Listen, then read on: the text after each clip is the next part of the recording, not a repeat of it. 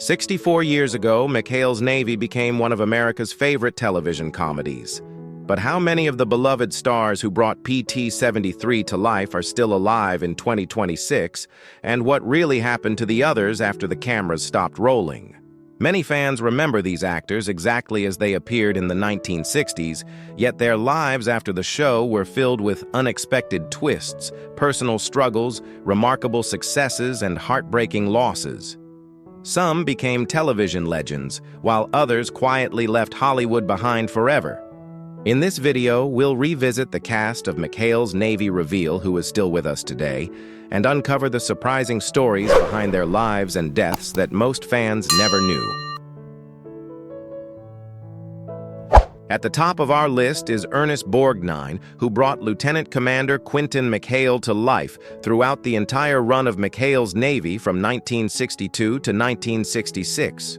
Already an Academy Award-winning actor, thanks to his unforgettable performance in Marty Borgnine, gave the series a level of warmth and authenticity that helped set it apart from other television comedies of the era. Rather than playing McHale as a loud, over-the-top authority figure, Borgnine infused the character with humor, compassion, and a fatherly presence that made audiences instantly connect with him. His performance became the anchor of the show, balancing the crew's endless schemes, misadventures, and military rule-bending with genuine heart. After McHale's Navy ended, Borgnine continued building one of Hollywood's most impressive careers, appearing in classics such as The Dirty Dozen, The Wild Bunch, and The Poseidon Adventure. Decades later, he introduced himself to a new generation as the voice of Mermaid Man on SpongeBob SquarePants. Ernest Borgnine passed away on July 8, 2012 at the age of 95, leaving behind a remarkable legacy that spanned more than 60 years in film and television.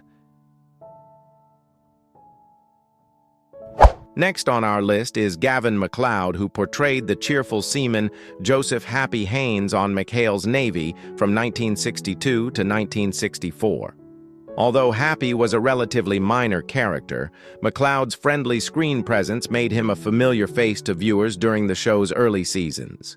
Years later, he jokingly recalled that the role often gave him little more than a couple of lines per episode, but at the time he was grateful for the steady paycheck that helped support his young family and a newly purchased home in California. What audiences never saw was the personal struggle taking place behind the scenes. Frustrated by his limited opportunities and uncertain future in Hollywood, MacLeod battled periods of self-doubt during the mid-1960s. Rather than allowing disappointment to define him, he persevered and continued pursuing better roles. That determination paid off in spectacular fashion.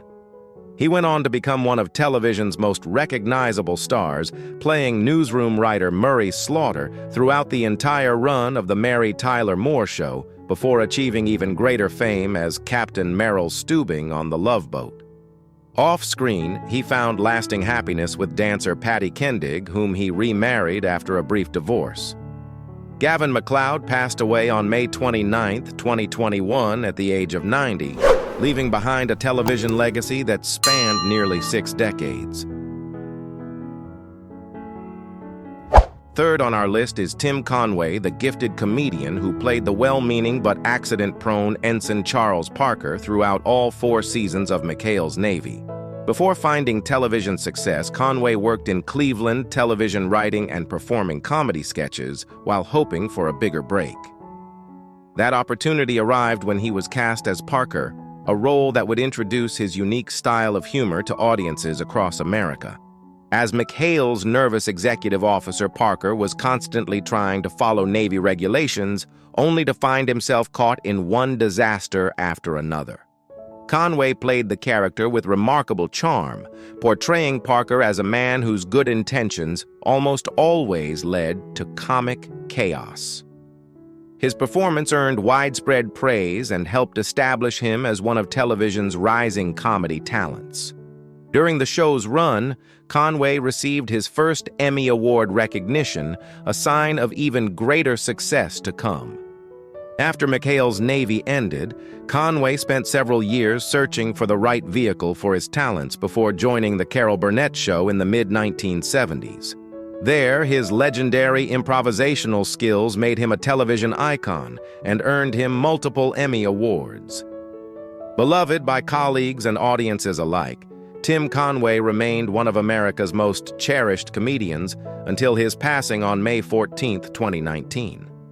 He died in Los Angeles at the age of 85, leaving behind a comedy legacy that continues to bring laughter to new generations. Fourth on our list is Carl Ballantine, who portrayed the crafty Lester Gruber on McHale's Navy.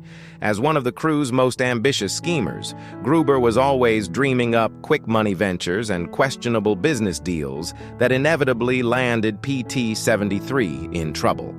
Ballantine's sharp comic timing and years of stage experience made the character one of the show's most memorable sources of laughter. Long before joining McHale's Navy, Ballantine had already built a successful career in entertainment. He was widely recognized as a pioneer of comedy magic, creating a unique act in which tricks intentionally went wrong. At a time when most magicians presented themselves as flawless masters of illusion, Ballantine turned failure into comedy and transformed it into an art form of its own. His influence would later be acknowledged by many performers, including David Copperfield, who credited him as an important innovator in comedic magic. Despite his busy career, Ballantine enjoyed remarkable stability in his personal life. He was married to actress Cece Whitney for more than 4 decades, a rare achievement in the entertainment industry. Even after McHale's Navy ended, he remained active in television, film, and live performances for many years. Carl Ballantine passed away at his Hollywood home on November 3, 2009, at the age of 92. He was cremated, leaving behind a legacy as both a beloved character actor and one of America's most influential comedy magicians. Yoshio Yoda portrayed Seaman Third Class Fujiwara, Fuji Kobayashi, the former Japanese soldier secretly protected by the crew of PT-73, throughout all 138 episodes of McHale's Navy. With his quiet humor and unwavering loyalty, Fuji became one of the series' most memorable characters. Unlike many actors in Hollywood, Yoda never intended to pursue a career in front of the camera. A former law student at Keio University in Japan, he moved to the United States to study filmmaking at the University of Southern California, hoping to become a film producer. Instead, he found unexpected success as an actor. When McHale's Navy ended in 1966, Yoda left show business behind for good.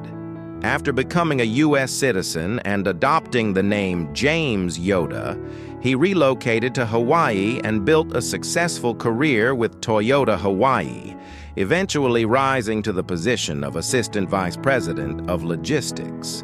The actor who played a wartime deserter on television went on to become a respected business executive in real life. Yoshio Yoda passed away on December 13, 2023 in Fullerton, California, at the age of 89. Bob Hastings portrayed Lieutenant Elroy Carpenter, Captain Binghamton's loyal and often overly agreeable executive officer on McHale's Navy. Whether following orders or getting caught up in Binghamton's latest scheme to expose McHale, Carpenter became a familiar and dependable presence throughout the series. Born in Brooklyn, New York in 1925, Hastings served his country during World War II as a navigator aboard B-29 Superfortress bombers. Like many members of his generation, he brought real military experience to a show built around wartime comedy, adding an extra layer of authenticity to his performance. After McHale's Navy, Hastings enjoyed a long and successful career in television, film, and especially voice acting. Younger audiences came to know him as the voice of Commissioner James Gordon in Batman the Animated Series, a role that introduced him to an entirely new generation of fans. Off-screen, Hastings shared a remarkable 66-year marriage with his wife Joan Rice, one of Hollywood's longest-lasting unions. He passed away from prostate cancer on June 30, 2014 in Burbank, California, at the age of 89, leaving behind a career that spanned more than 6 decades. Joe Flynn brought unforgettable energy to the role of Captain Wallace Burton Binghamton, the frustrated commander of the Pacific base on McHale's Navy. Constantly trying to catch McHale and his crew breaking regulations, Binghamton became one of the show's greatest comedic forces. His exasperated outbursts and signature line, "I could just scream," made him a favorite among viewers throughout the series' four-season run. Away from the cameras, Flynn was respected by fellow actors for his dedication to improving working conditions within the entertainment industry. He actively supported efforts by the Screen Actors Guild to secure fairer residual payments for performers as television reruns became increasingly valuable. Tragically, Flynn's life was cut short in 1974 at just 49 years old. While recovering from a serious leg injury that required a full leg cast, he suffered a heart attack while in a swimming pool at his Beverly Hills home on July 19, 1974. The accident resulted in one of the most shocking and unexpected deaths associated with the cast of McHale's Navy. Joe Flynn was laid to rest at Holy Cross Cemetery in Culver City, California. Gary Vinson portrayed Quartermaster George Christie Christopher, one of the familiar faces aboard PT-73 during the run of McHale's Navy. Appearing in 79 episodes, Vinson helped bring humor and camaraderie to the series while becoming a valued member of the ensemble cast. Uniquely among the show's principal performers, he also received writing credits demonstrating talents that extended beyond acting. Before joining McHale's Navy, Vinson had already established himself as a dependable television actor appearing in a variety of popular series during the late 1950s and early 1960s. Although he continued working after the show ended, he never again found a long-running role that matched the visibility and popularity of Christie Christopher. Tragically, Vinson's life ended far too soon. He passed away in Redondo Beach, California on October 15, 1984, just days before his 48th birthday. His death shocked many who remembered him from one of television's most beloved military comedies. Today, Gary Vinson remains best remembered for his contributions to McHale's Navy and the memorable character he helped bring to life. Edson Stroll portrayed Virgil Edwards, the smooth-talking ladies' man of the PT-73 crew on McHale's Navy.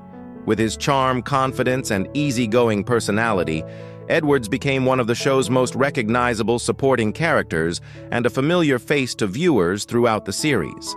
Stroll's journey to Hollywood was far from ordinary.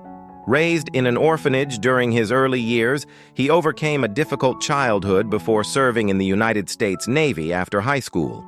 That real-life military experience would later add authenticity to his role in one of television's most popular military comedies. While many actors spent decades pursuing life in front of the camera, Stroll eventually chose a very different path.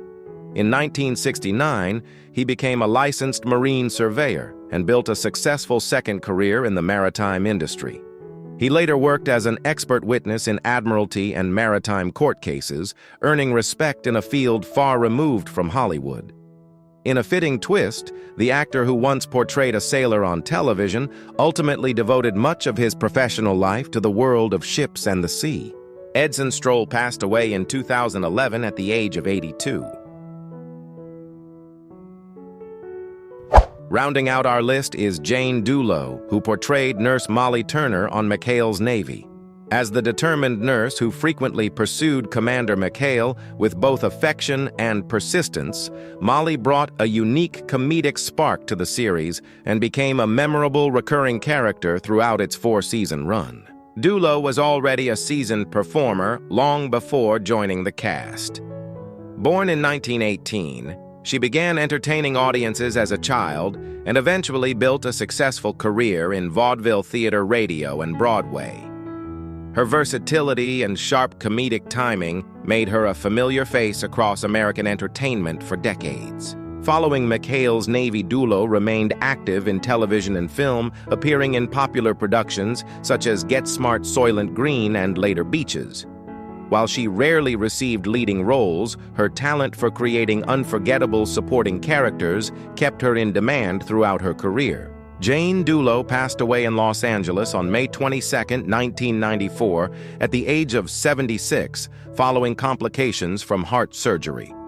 She left behind a career that spanned more than 6 decades and touched nearly every corner of American entertainment.